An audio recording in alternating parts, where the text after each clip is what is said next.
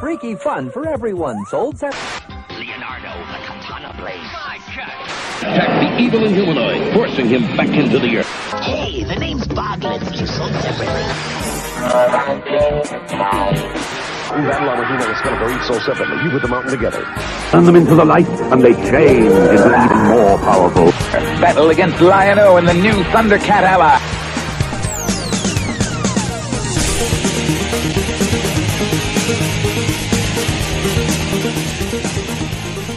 Ladies and gentlemen, I'm Duvall. And I'm Pixel Dan. Hey, and welcome back to the second episode of That New Toy Smell. That's right, we're back with our second episode, and as you might be able to tell, we've made some technical changes. Some. Yeah, just a few. We got a lot of really great feedback from you guys, which we love, so please keep sending us feedback on our episodes. But at your request, we've boosted the lighting, we've each got our individual microphones here and make the sound a little better, so hopefully your viewing experience will be a little better. So with all that being said, let's get into our first segment.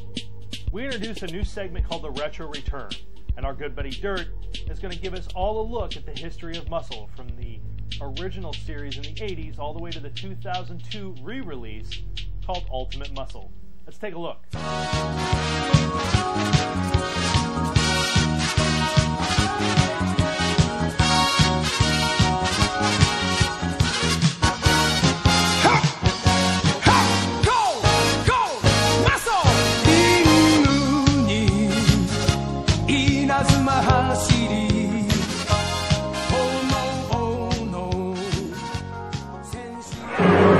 Invasion of the Muscle Things. They've come to drive America nuts. They're ugly, they're weird, they're tiny. As a child, there was nothing to me more fantastic than the muscle toys. I don't know if it's just my love for the weird or the fact that I like pro wrestling that made it so special to me. But there was something about a guy from outer space with a fin on his head who would fight against a walking, talking urinal. That's right, a urinal. To me, muscle figures were my childhood. And that's why I was so happy when they came back. Big bad boys from outer space. Ultimate muscle. You're the body slam, the human race. Ultimate muscle. Wrestlers race.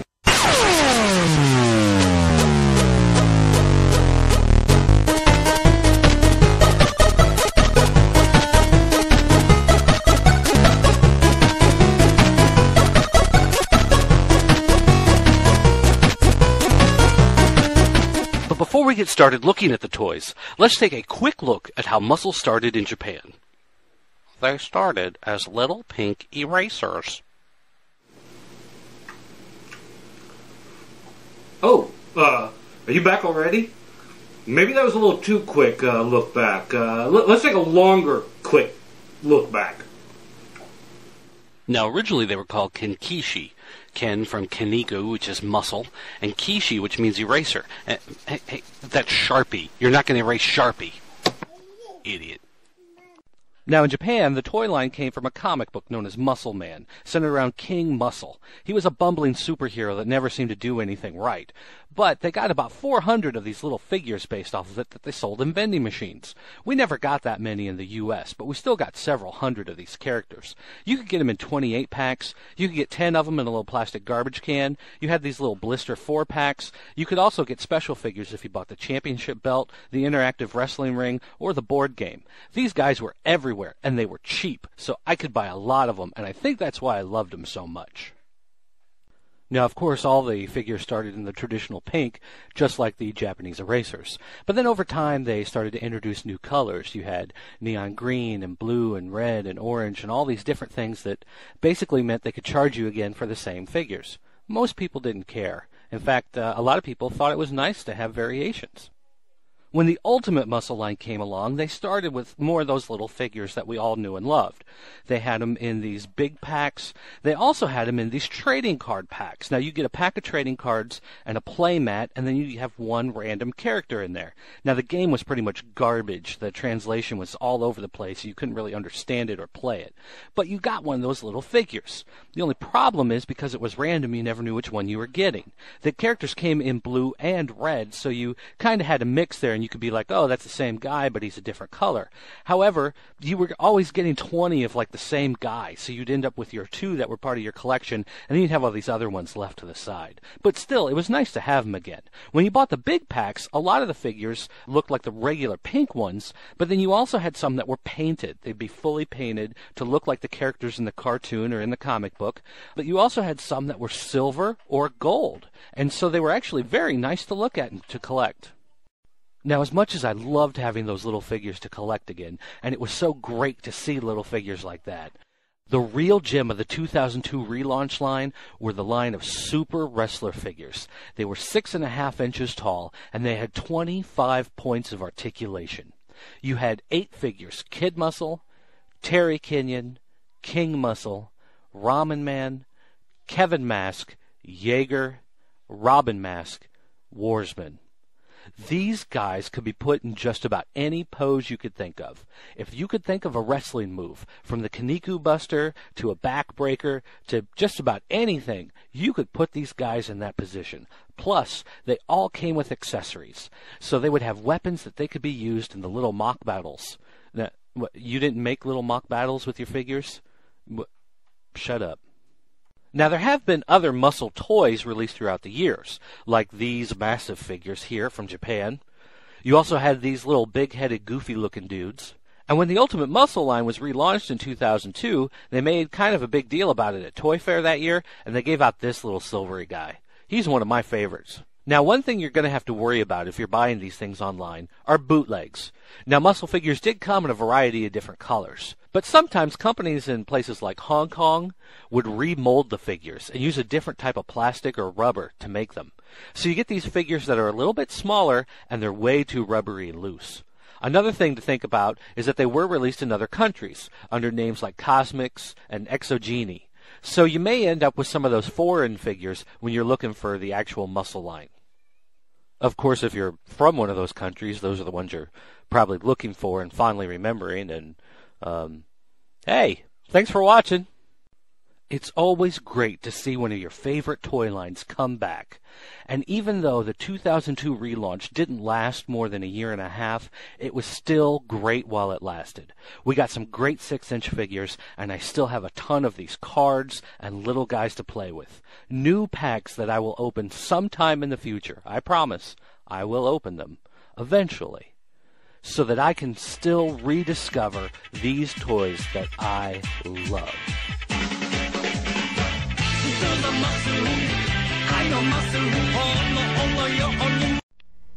Even today, the Teenage Mutant Ninja Turtles are still popular. In fact, I'm willing to bet that you have at least one Ninja Turtle in your collection, or when you were a kid. I loved the original Playmates line from the late 80s, early 90s, but like all things, I tend to enjoy characters that aren't always the popular ones. So today, on Plastic Treasures, I'm going to show you my top 10 Teenage Mutant Ninja Turtles action figures.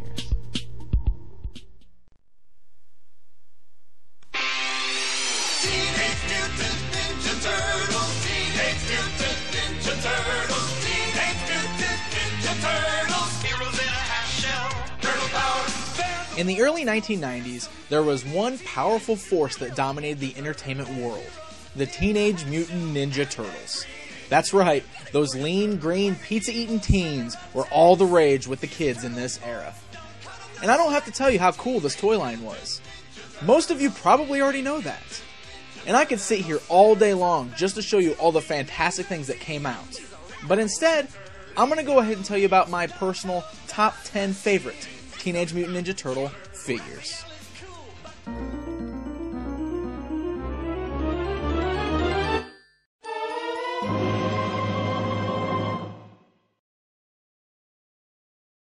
Warning. The following list is in no way an official top 10. This is the personal favorites list of Pixel Dan, which means it's his opinion. Although, he does have an awesome opinion, so you should probably just adopt the same list as him. In 1989, Playmates introduced us to Usagi Yojimbo, a skilled rabbit samurai. According to his file card, Usagi wandered ancient legendary Japan until a freakish burst of reception through Donatello's trans-dimensional portal brought him into the modern times. The figure included several cool weapons such as a katana sword, a fist dagger, and a tanto dagger. He has such a great look to him that instantly as a kid I loved this figure. And what makes him even cooler is the fact that Usagi is actually another independent comic character, just like the Turtles once were, who made a crossover into the Turtles universe and got his own toy because of it.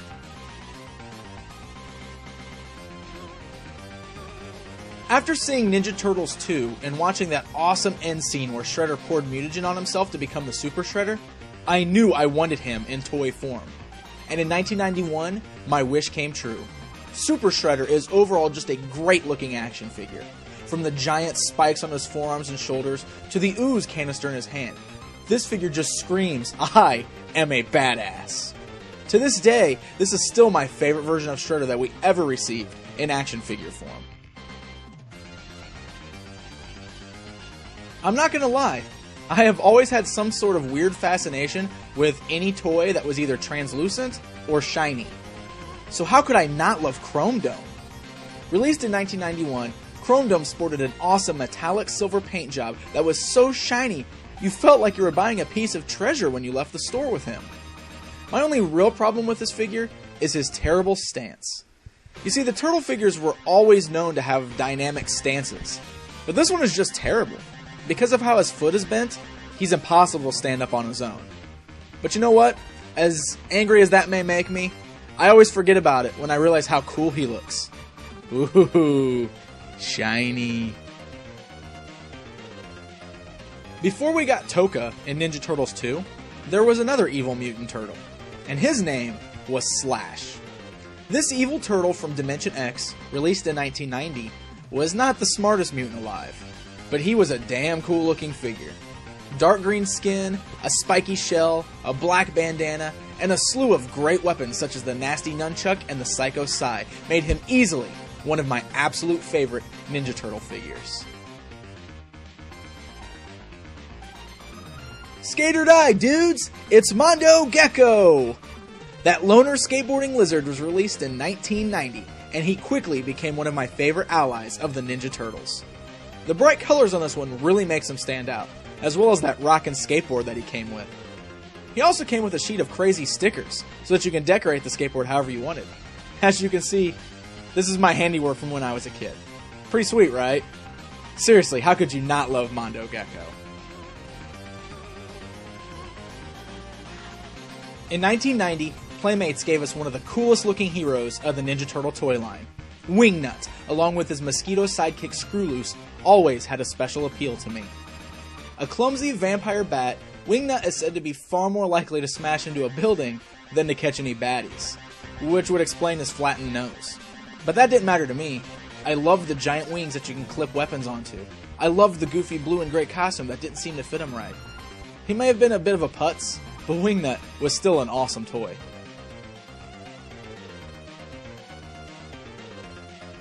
Everyone remembers Shredder's bumbling scientist goon that was mistakenly transformed into a fly, right?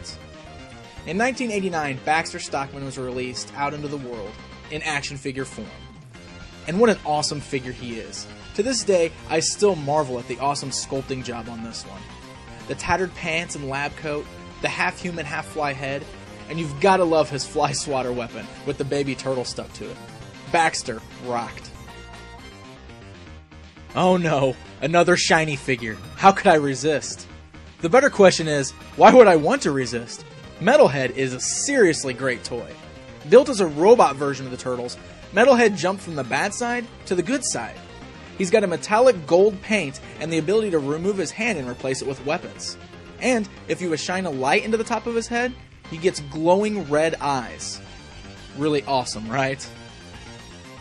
Muckman may look like a giant pile of garbage, but this figure is far from being that. The detailed sculpting on this one is so original. It really makes him stand out. Plus, if you've got any Ninja Turtle ooze laying around, put some of that into his garbage pail on his back and watch it ooze out through the hole in his stomach. Or better yet, drop some of it in the top of his head to see it come out of his mouth. Kind of like he's puking. Gross? Yes. Awesome? You're damn right.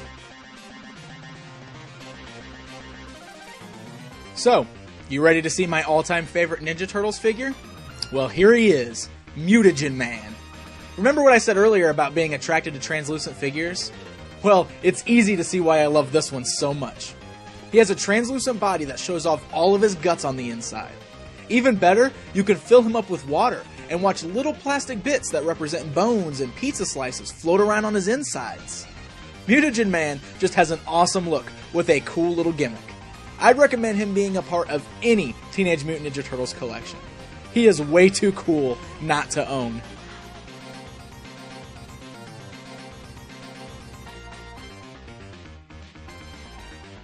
So there you have it, my top 10 Teenage Mutant Ninja Turtles figures of all time. Hopefully I've reminded you guys how awesome this toy line is. And hopefully you guys are on the internet right now looking for these figures to buy for yourself. Take care, guys.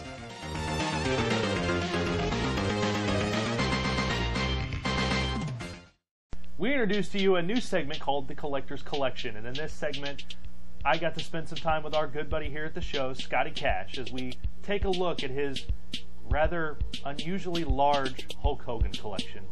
Let's take a gander.